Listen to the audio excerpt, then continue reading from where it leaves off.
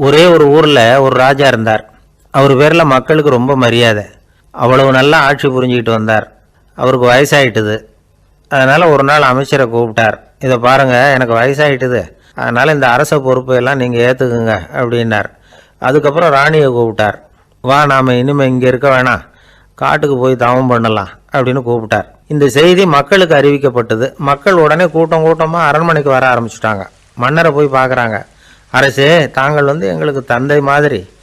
நீங்கள் காட்டுக்கு போயிட்டால் நாங்கள்லாம் இங்கே எப்படி இருக்க முடியும்? எங்களுக்கெல்லாம் எந்த துன்பமும் இல்லாமல் பார்த்துக்கிட்டு வர்றீங்க. இது மாதிரியான ஒரு அரசாட்சி இல்லைன்னா மக்கள் வாழ்ந்து என்ன பயன் அப்படின்னாங்க. இருந்தாலும் என்ன பண்ணுறது, வயசாயிட்ட காரணத்தினால இந்த முடிவுக்கு வர வேண்டியிருக்குது அப்படின்னாரா ராஜா. அப்படின்னா நீங்கள் காட்டுக்கு போக வேணாம், நாங்கள் போகிறோம். நாங்கள் அங்கே போய் தவம் பண்ணுறோம், வழிபாடு பண்ணுறோம். கடவுள் வருவார், அவர்கிட்ட வரம் வாங்கிட்டு வந்துடுறோம் அப்படின்னாங்களாம். அப்படி சொல்லிவிட்டு உடனே எல்லோரும் காட்டுக்கு போனாங்க. நாட்டு மக்கள் எல்லாரும் ஒட்டு மொத்தமாக காட்டில் உட்காந்துக்கிட்டு தவம் பண்ணுறதை பார்த்தார் கடவுள். உடனே புறப்பட்டு வந்தார். எல்லோரும் இப்படி உட்காந்துருக்கிறீங்களே, என்ன வேணும் உங்களுக்கு அப்படின்னு கேட்டார். உடனே மக்கள் எல்லாரும் ஒரு குரலில் சொன்னாங்க, சுவாமி, எங்கள் மன்னன் ரொம்ப நாளைக்கு நல்லபடியாக இருக்கணும். அவர் மகிழ்ச்சியாகவும் உடல் நலத்தோடும் இருந்தால் தான் நாங்கள் அமைதியாக வாழ முடியும் அப்படின்னாங்க. சரி, அதுக்கு என்ன செய்யணும் அப்படின்னார் ஆண்டவன். எங்கள் மன்னருக்கு இன்னும் ஒரு 100 வருஷம் ஆயுளை கொடுங்க அப்படின்னாங்க. அவ்வளவு தானே, சரி அப்படியே ஆகட்டும் அப்படின்னு சொல்லிவிட்டு ஆண்டவன் போயிட்டார். மக்கள் மகிழ்ச்சியோடு திரும்பி வந்தாங்க. மன்னா, கடவுள் வரம் கொடுத்துட்டார், நீங்கள் 100 வருஷம் வாழ போகிறீங்க அப்படின்னாங்க. இதை கேட்டதும் ராணி ராஜாவை வணங்கி, நான் தவம் செய்ய போகிறேன் அப்படின்னு புறப்பட்டாங்க. உடனே மக்கள் என்ன நினச்சாங்க தெரியுமா? ஐயோ, நாம் ராஜாவுக்கு மட்டும்தானே நீண்ட ஆயுள் வேணும்னு வரம் வாங்கினோம், ராணிக்கு வாங்கலையே, அதுதான் கோபத்தில் புறப்பட்டாங்க போல இருக்கு அப்படின்னு நினச்சி வருத்தப்பட்டாங்க. ஆனால் ராணி நினச்சது அது இல்லை. ராணி போய் தவம் பண்ணாங்க, கடவுள் காட்சி கொடுத்தார். இவங்க கேட்குறாங்க, சுவாமி, ராஜாவுக்கு மட்டும் 100 வருஷம் ஆயுள்னு வரம் கொடுத்துட்டீங்க, அப்படின்னா குடிமக்களும் 100 வருஷம் இருக்கணும். இப்படிப்பட்ட குடிமக்கள் இல்லைன்னா அப்படிப்பட்ட அரசன் இருந்து என்ன பிரயோஜனம் அப்படின்னாங்களாம். ஆண்டவன் பார்த்தார். சரி, அவங்களும் 100 வருஷம் வாழ்வாங்க, அது மட்டும் இல்லை, நீயும் 100 ஆண்டு காலம் வாழ வரமளிக்கிறேன் அப்படின்னு சொல்லிவிட்டு மறைஞ்சிட்டார். இதில் ஆண்டவன் வர்றதும் மறையிறதும் முக்கியம் இல்லை. இதில் கவனிக்க வேண்டியது ஆள்கிறவனின் விசால மனம், குடிமக்களின் விசால மனம், ஆள்கிறவன் மனைவியினுடைய விசால மனம். இப்படி ஒரு நாடு இருந்துட்டுதுன்னா எப்படி இருக்கும் வாழ்க்கை நினச்சி பாருங்கள். அதனால தான் பெரியவங்கள்லாம் சொல்கிறாங்க, இதய வாசல் திறந்தே இருக்கணும், இதயத்தின் கதவுகளை மூடாதீங்க அப்படின்னு சொல்லுவாங்க. என்கிட்ட ஒருத்தர் சொன்னார், என்னுடைய இதய வாசல் எப்பவும் திறந்தே தான் இருக்குதுன்னார். எதனால் அப்படி சொல்கிறீங்க அப்படின்னு கேட்டோம். டாக்டரே சொல்லிவிட்டார், என்னுடைய இதயத்தில் ஒரு ஓட்டை இருக்குது அப்படின்னு, வாழ்வு சரியில்லையா அப்படிங்கிறார். ஒரு ஊரில் ஒருத்தர் இருந்தான். ஏதோ ஒரு சின்ன அலுவலகத்தில் வேலை பார்த்துக்கிட்டு இருந்தான். ரொம்ப ஏழை. வர்ற கொஞ்சம் வருமானத்தை வச்சு வாழ்க்கையை ஓட்டிக்கிட்டு இருந்தான். ஒரு நாள் தெரு வழியாக அவன் நடந்து வந்துக்கிட்டு இருக்கிறான். தெருவில் ஒரு காசு கிடந்தது. அதை பார்த்துட்டான். அது குனிஞ்சு எடுத்தான். அது ஒரு பழங்கால காசு. அந்த காசு நடுவில் ஒரு துளை இருந்தது, அதாவது துளையிட்ட நாணயம். பழங்காலத்தில் புழக்கத்தில் இருந்த ஒரு நாணயம் அது. துளையிட்ட நாணயம் கிடச்சிதுன்னா ரொம்ப நல்லது, அது அதிர்ஷ்டம் அப்படின்னு ஒரு நம்பிக்கை உண்டு. இவன் கையில் அது கிடைச்சதும் ரொம்ப சந்தோஷப்பட்டான். இனிமேல் என்னுடைய கஷ்டம்லாம் தீரப்போகுது, அதிர்ஷ்டம் என்னை தேடி வரும், நான் பணக்காரன் ஆகிடுவேன் அப்படின்னு சொல்லிட்டு அந்த காசை தன்னுடைய கோட்டு பையில் பத்திரமா போட்டு வச்சுக்கிட்டான். அடிக்கடி அதை தொட்டு பார்த்துக்கிறது உண்டு, வெளியில் எடுக்க மாட்டான். இப்படியே கொஞ்ச காலம் ஆச்சு. அதுக்கப்புறம் என்னாச்சு தெரியுமா? நிஜமாகவே அதிர்ஷ்டம் அவனை தேடி வர ஆரம்பிச்சிட்டுது. செல்வம் குவிஞ்சுது. பணம், பதவி, புகழ் எல்லாம் சேர்ந்தது. சமூகத்தில் அவன் ஒரு பெரிய மனுஷன் ஆகிட்டான். எல்லாரும் அவனை பாராட்டினாங்க. அவன் எதை தொட்டாலும் வெற்றி, எல்லாம் அந்த காசோட மகிமை அப்படின்னு அவன் மனசுக்குள்ளே நினச்சிக்கிட்டான். தினமும் காலையில் அந்த கோட்டை போட்டுக்கிட்டு தான் வெளியில் கிளம்புவான். புறப்படுறதுக்கு முன்னாடி கோட்டு பாக்கெட்டை தொட்டு பார்த்துக்குவான், உள்ளே காசு இருக்கா அப்படிங்கிறத உறுதிப்படுத்திக்குவான். அதுக்கப்புறம் தான் வெளியில் கிளம்புவான். இப்படியே பல வருஷம் ஓடி போச்சு. ஒரு நாள் அவனுக்கு அந்த ஆசை வந்துட்டுது. அதாவது அந்த துளையிட்ட நாணயத்தை எடுத்து கண்ணால் பார்க்கணும் அப்படின்னு. காலையில் சாப்பிட்டுக்கிட்டு இருந்தான். அப்போ தன்னுடைய மனைவிகிட்ட சொன்னான், ரொம்ப நாளைக்கு அப்புறம் என்னுடைய அந்த நாணயத்தை இன்றைக்கி வெளியில் எடுத்து பார்க்க போகிறேன்னா. என்னத்துக்கு அது, இப்போ அதை பார்க்க வேணாமே அப்படின்னு மெதுவாக இழுத்தாங்க அந்த அம்மா. இல்லை நான் பார்த்தே தீரணும் அப்படின்னு அவன் தன்னுடைய சட்டை பைக்குள்ளே கையை விட்டான். உள்ளே இருந்த நாணயத்தை வெளியில் எடுத்தான். பார்த்தா அவனுக்கு ஆச்சரியமாக போச்சு. அந்த நாணயத்தில் தொலையே இல்லை. என்ன ஆச்சு அப்படின்னு சொல்லி அவன் ரொம்ப குழம்பி போயிட்டான். இப்போ அந்த அம்மா சொன்னாங்க, நான் தான் ஒரு நாள் உங்கள் கோட்டு ரொம்பவும் தூசியாக இருக்கேன்னு சொல்லி அதை ஜன்னலுக்கு வெளியில் உதறினேன். உள்ளே இருந்த அந்த காசு அப்போ எனக்கு தெரியாது, ஞாபகத்தில் இல்லை. அது தெருவில் விழுந்துட்டது போல இருக்கு. அதுக்கப்புறம் எவ்வளவோ தேடி பார்த்தேன், கிடைக்கல. அதுக்குள்ளே அதை யாரோ எடுத்துகிட்டு போயிட்டாங்க போல இருக்கு. அது இல்லைங்கிறது உங்களுக்கு தெரிஞ்சால் வருத்தமாக இருக்குமேங்கிறதுக்காக நான் தான் வேறு ஒரு நாணயத்தை எடுத்து சட்டை பைக்குள்ளே வச்சுட்டேன் அப்படின்னு விவரத்தை சொன்னாங்க அந்த அம்மா. இது எப்போ நடந்ததுன்னு கேட்டான். உங்களுக்கு அந்த காசு கிடைச்சதே அன்றைக்கி மறுநாளே இது நடந்து போச்சு அப்படின்னாங்களாம். இதை கொஞ்சம் யோசனை பண்ணி பாருங்கள். அவனுக்கு அதிர்ஷ்டத்தை கொடுத்தது அந்த நாணயம் இல்லை, அவனுடைய நம்பிக்கை, அதாவது தன்னம்பிக்கை. அதுதான் வேலை செஞ்சுருக்கு. இதிலிருந்து நாம் தெரிஞ்சுக்க வேண்டியது என்னென்னா, வாழ்க்கையில் முன்னேற நினைக்கிறவங்களுக்கு தன்னம்பிக்கை ரொம்ப முக்கியம். அது இல்லைன்னா முன்னேற முடியாது. ஒருத்தன் சொன்னானா, நான் எப்போவுமே என்ன தான் சார் நம்புவேன், மற்றவங்கள நம்ப மாட்டேன். நேற்றுக்கு பாருங்கள், திடீர்னு 10 பேர் என்னை அடிக்க வந்துட்டாங்க, நான் ஒருத்தனாகவே அதை சமாளித்தேன் அப்படின்றான் ரொம்ப பெருமையாக. அது எப்படின்னு கேட்டாங்களாம். ஒரே ஓட்டமாக அங்கேருந்து ஓடி வந்துட்டேன் அப்படின்னு நானா.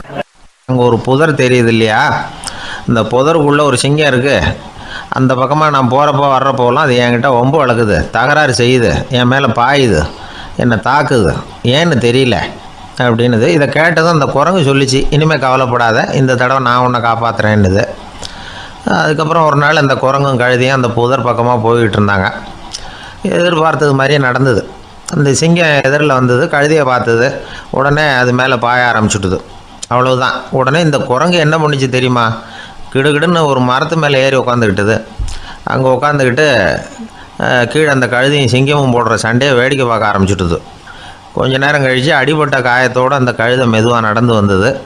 குரங்கும் மெல்ல மரத்தை விட்டு கீழே இறங்குச்சு. இப்போ கழுதை கேட்டுது, என்னை காப்பாற்றுறேன்னு சொல்லிவிட்டு காலை வாரி விட்டுட்டியே, நீ பாட்டுக்கு மரத்து மேலே ஏறி உட்காந்துக்கிட்டே, அது நியாயமானது. குரங்கு பரிதாபமாக அதை பார்த்துது. நான் மரத்து மேலே இருந்து நீங்கள் 2 பேரும் சண்டை போட்டதை பார்த்துக்கிட்டு தான் இருந்தேன்.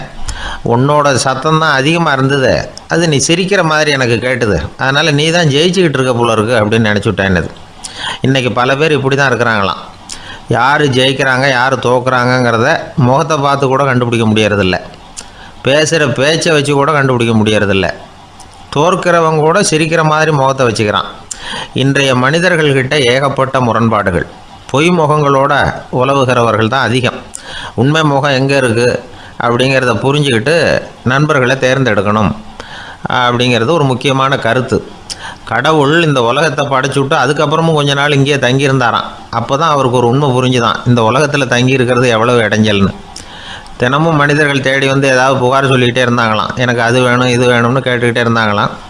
சில பேர் வந்தாங்க, நாங்கள் வந்து விவசாயம் பண்ணுறோம், தண்ணி இல்லாமல் பயிர் காயுது, எங்களுக்கு மழை வேணும் அப்படின்னாங்க.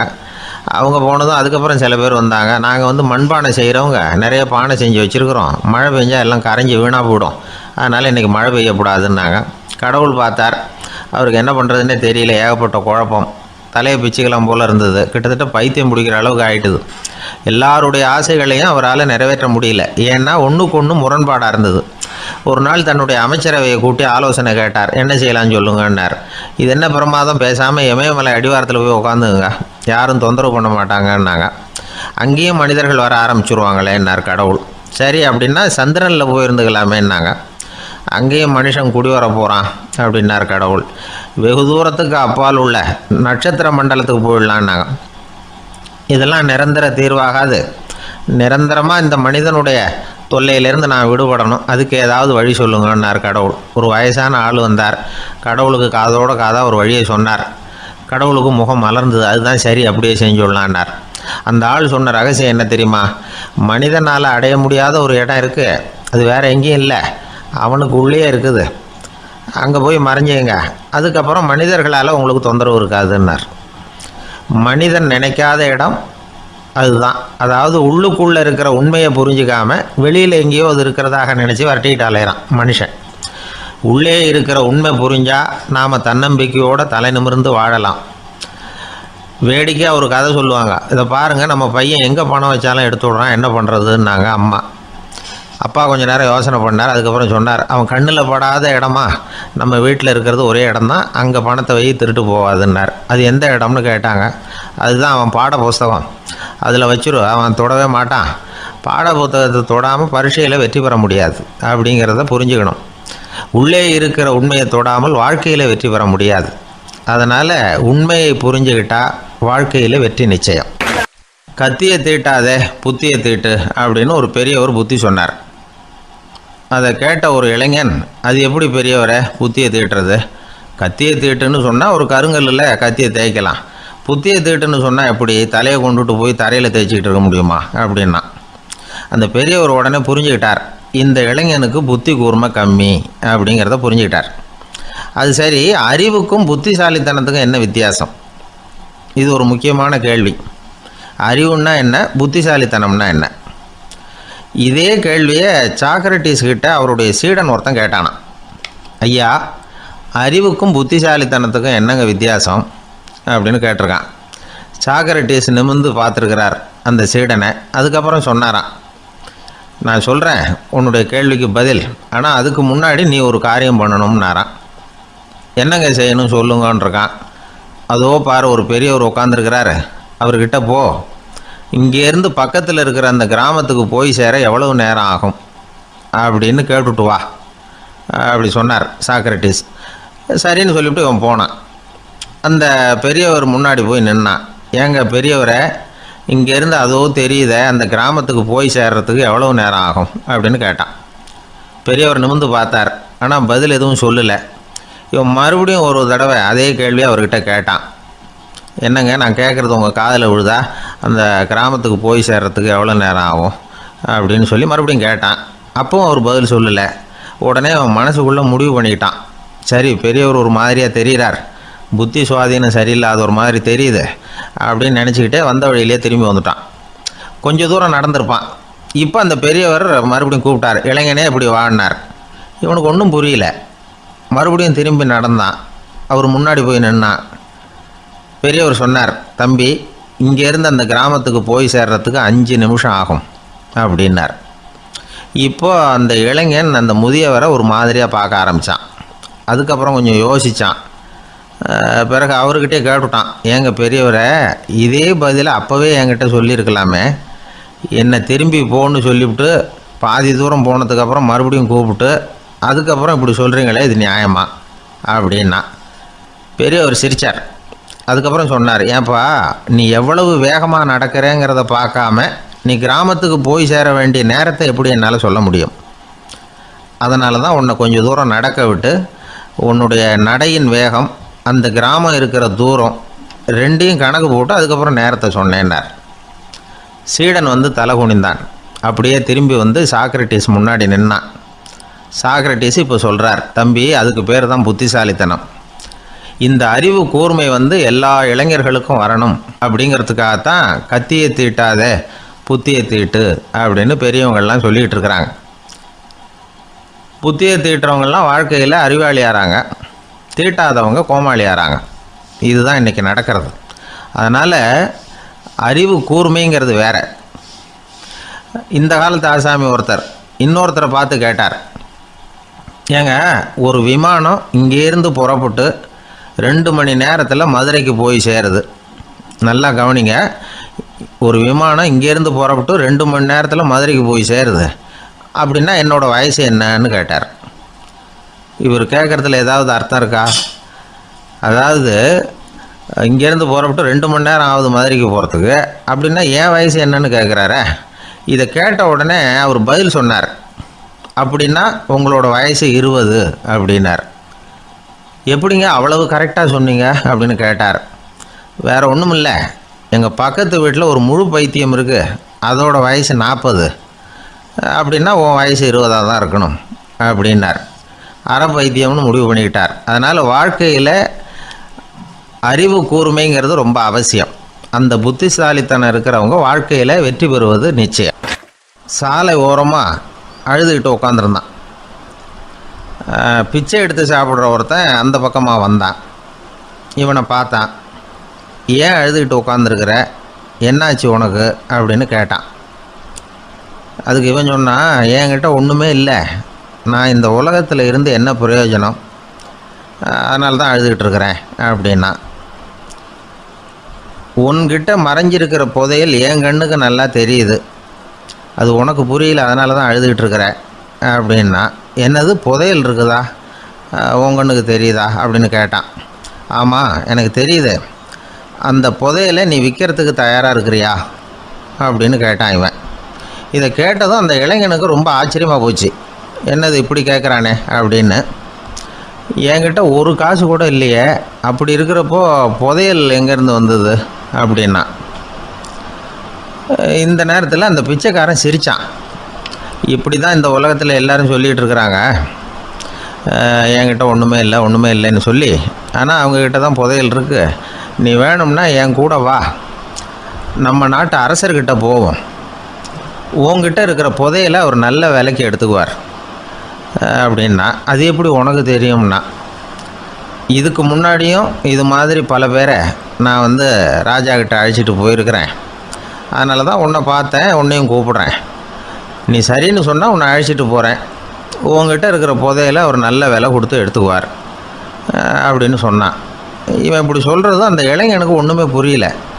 இது என்னது இந்த ஆள் இப்படி சொல்லிக்கிட்டு இருக்கிறான், நம்மக்கிட்ட என்ன இருக்குது, அதுவும் இல்லாமல் இவனே பிச்சை எடுத்து சாப்பிட்டுக்கிட்டு இருக்கிறான், இவன் போய் நம்மளை ராஜா கிட்ட அழைச்சிட்டு போகிறதா போகிறேங்கிறானே என்ன அப்படின்னு சொல்லி அவன் யோசனை பண்ணான். என்ன யோசிக்கிற, உனக்கு பணம் வேணும்னா என்னோட வா அப்படின்னா. இளைஞன் ஒரு முடிவுக்கு வந்தான். சரி, இங்கேயே உட்காந்துக்கிட்டு இருக்கிறத விட அங்கேயாவது போய் பார்ப்போமே, இங்கே அழுதுட்டு உட்காந்துருக்கிறதுல என்ன பிரயோஜனம், ஏதோ கூப்பிட்றான் போய் பார்த்துட்டு வருவோமே அப்படின்னு சொல்லி அவன் கூட புறப்பட்டான். பிச்சைக்காரன் முன்னாடி போயிட்டே இருக்கிறான், இந்த இளைஞன் பின்னாடி நடந்து போயிட்டுருக்கான். ரெண்டு பேரும் அரண்மனையை நோக்கி போகிறாங்க. பாதி வழி போயிருப்பாங்க. வழியில் அந்த பிச்சைக்காரன் சொன்னான், இதை பாரு, முன்னாடியே சில விஷயங்களை நாம் பேசிக்க வேண்டியிருக்கு, சரியாக தெளிவாக முடிவு எடுத்துக்கிட்டு அதுக்கப்புறம் ராஜாக்கிட்ட போகணும். ஏன்னா அங்கே போய் அது முடியாது இது முடியாதுன்னு நாம் நமக்குள்ளே சண்டை போட்டுக்கிட்டு இருக்க முடியாது. ராஜாவுக்கு விலையை பற்றி கவலையே இல்லை, எவ்வளவு சொன்னாலும் நமக்கு பணம் கிடச்சிரும். ஆனால் அதுக்கப்புறம் நான் இதை விற்கிறதுக்கு தயாராக இல்லைன்னு சொல்லிடக்கூடாது. அதனால் புதையலை விற்கிறதா இல்லையாங்கிறத இங்கேயே தெளிவாக முடிவு செஞ்சுக்கணும், இல்லைன்னா ராஜா கிட்ட போய் அங்கே போய் குழப்பிக்கிட்டு இருக்க முடியாது அப்படின்னு சொன்னான். இளைஞனுக்கு ஒன்றுமே புரியல.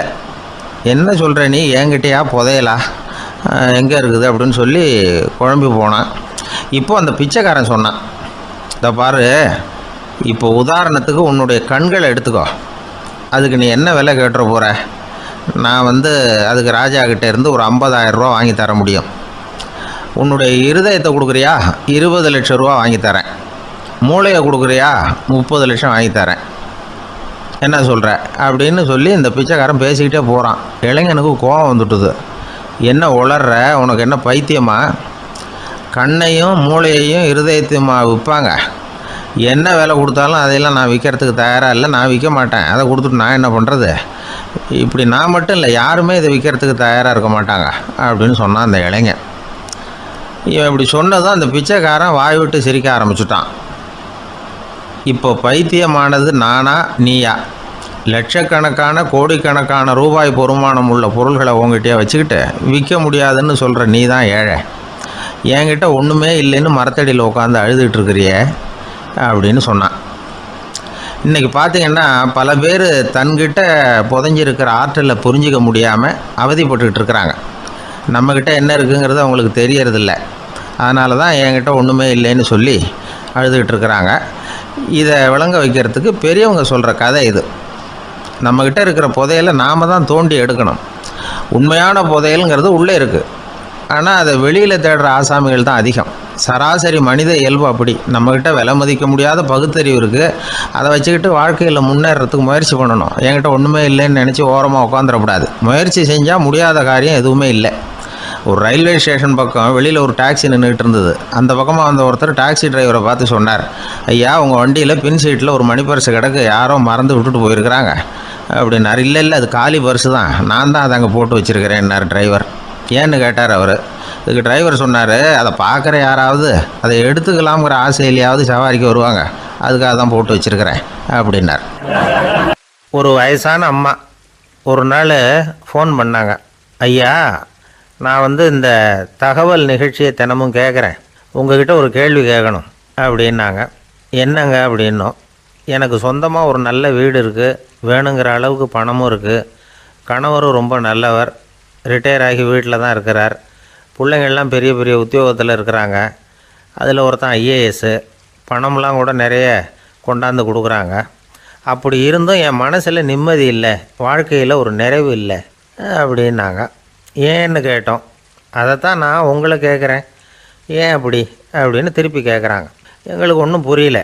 கொஞ்சம் நேரம் குழம்பி போயிட்டோம். இருந்தாலும் அதை அவங்கக்கிட்ட காட்டிக்காமல் கொஞ்சம் சாமர்த்தியமாக, ஏம்மா உங்கள் மனசில் நீங்கள் ஏதோ ஒன்று எதிர்பார்க்குறீங்க, அது நிறைவேறலை அப்படி தானே அப்படின்னு கேட்டோம். ஆமாம் அப்படின்னாங்க. அதுக்கப்புறம் அவங்கக்கிட்ட கொஞ்சம் மனம் விட்டு பேசுகிறப்போ தானாக விஷயம் வெளியில் வந்தது. அதாவது அவங்க பிள்ளைங்க பெரிய பெரிய உத்தியோகத்தில் இருக்கிறதுனால அவசரமாக பார்த்துட்டு ஓடுறாங்களாம். ஆசையாக அம்மான்னு கூப்பிட்டுக்கிட்டு கிட்ட உட்காந்து கொஞ்சம் நேரமாவது என்கிட்ட பேசினா தானே என் மனசு கொஞ்சம் நிம்மதியாக இருக்கும். அது அவங்களுக்கு தெரிய மாட்டேங்குதே அப்படிங்கிறாங்க. இதுதான் அவங்களுடைய ஏக்கம். இந்த ஏக்கம் அந்த தாயின் மனசில் இருந்துக்கிட்டு இருக்குது. இப்படி மகனுடைய அன்புக்காக மட்டுமே ஏங்குகிற தாய்மார்கள் பல பேர் இருக்கிறாங்க இந்த உலகத்தில். இதை நினைக்கிறப்போ ஒரு வெளிநாட்டு நாடோடி கதை ஞாபகத்தில் வருது. அதாவது கடவுள் படைப்பு தொழிலில் ரொம்ப மும்முரமாக ஈடுபட்டுக்கிட்டு இருந்தாராம். மீன்களை படைச்சாராம், பறவைகளை படைச்சாராம், விலங்குகளை படைச்சாராம். அவருக்கு திருப்தி ஏற்படலை. அதுக்கப்புறம் மனிதர்களை படைச்சிருக்கிறார். அப்போவும் அவருக்கு மன நிறைவு ஏற்படலையாம். கடைசியாக தன்னுடைய சக்தி முழுசையும் பயன்படுத்தி குறையே இல்லாத அளவுக்கு ஒரு படைப்பை உருவாக்கினாராம். அந்த உன்னதமான ஒரு படைப்பு அதுதான் பெண், அதாவது தாய். இப்படி உருவாக்கி எல்லாரையும் இந்த உலகத்தில் விட்டுவிட்டாராம். அதுக்கப்புறம் கொஞ்ச காலம் கழித்து தன்னுடைய தேவியை அழைச்சிக்கிட்டு இந்த பூலோகத்துக்கு வந்திருக்கிறார். தன்னுடைய குறையில்லாத படைப்பாகிய பெண்ணை பார்த்தாராம். ஏம்மா, உனக்கு இன்னும் ஏதாவது குறை இருந்தால் சொல்லு, அதையும் நிவர்த்தி பண்ணிவிடுறேன் அப்படின்னாராம். அந்த அம்மா பார்த்துருக்காங்க. சுவாமி, எனக்கு நீங்கள் கொடுத்துருக்கிறது 2 கை, என்னுடைய பிள்ளைகளுக்கு சேவை செய்கிறதுக்கு இந்த 2 கை பத்தலை, அதனால் இன்னும் ஒரு 2 கை கொடுத்தா தேவலை அப்படின்னாங்களாம். கடவுள் பார்த்தார். அதனால் என்ன, அப்படியே செஞ்சு விடலாம், இதோ அதுக்கான வரம் கொடுத்துட்டேன் அப்படின்னார். அந்த அம்மாவுக்கு இப்போ 4 கை ஆகிட்டுது. 4 கையாலேயும் குழந்தைகளுக்கு சேவை செய்ய ஆரம்பிச்சிட்டாங்க. கடவுள் திருப்தியாக திரும்பி போனார். அதுக்கப்புறம் கொஞ்சம் காலம் கழித்து மறுபடியும் திரும்பி வந்தார் தேவியோட. பெண்ணை பார்த்தார். இப்போ என்னம்மா சந்தோஷந்தானே அப்படின்னாராம். அதுக்கு அந்த அம்மா, சந்தோஷந்தான், இருந்தாலும் இப்போ எனக்கு இருக்கிற 2 காலும் போதில்லை, இன்னும் ஒரு 2 கால் இருந்தால் தேவையில்லை, நிறைய ஓடி ஆடி பிள்ளைகளுக்காக வேலை செய்ய வேண்டியிருக்குது அப்படின்னாங்களாம். சரின்னு சொல்லி 4 கால் இருக்கிறது மாதிரி செஞ்சுட்டு போயிட்டார் கடவுள். மறுபடியும் கொஞ்ச நாள் கழித்து தேவி சொன்னாங்க கடவுள்கிட்ட, நீங்கள் என்ன தான் முயற்சி பண்ணினாலும் முழுமையான ஒரு படைப்பை உங்களால் உருவாக்க முடியாது, அப்படி தான் நான் நினைக்கிறேன் அப்படின்னாங்களாம். அப்படியா சொல்கிறேன், வா அந்த பொண்ணை பார்த்துட்டு வருவோம் அப்படின்னு புறப்பட்டு இங்கே வந்தாங்களாம். இங்கே பார்த்தா 4 கால் 4 கையோடு அந்த பொண்ணு ஒரு செவுத்தில் சாஞ்சி உட்காந்து அழுதுகிட்டு இருக்குது. இப்போ தேவி அந்த பொண்ணை சுட்டி காட்டி கடவுள்கிட்ட கேட்டாங்களாம், ஏங்க நீங்கள் அந்த பொண்ணுக்கு கையை கொடுத்தீங்க, காலை கொடுத்தீங்க, சரி, அந்த கண்ணீரையும் எதுக்காக கொடுத்தீங்க அப்படின்னு கேட்டாங்களாம். அதுக்கு கடவுள் சொன்னாராம், கையை கொடுத்தது நான் தான், காலை கொடுத்தது நான் தான், ஆனால் அந்த கண்ணீரை கொடுத்தது நான் இல்லை, அதை கொடுத்தது அந்த அம்மாவோட பிள்ளைங்க அப்படின்னாராம். இன்றைக்கும் அப்படித்தான் பல பிள்ளைங்க அவங்க அம்மாவுக்கு கண்ணீரை தான் கொடுத்துக்கிட்டு இருக்கிறாங்க.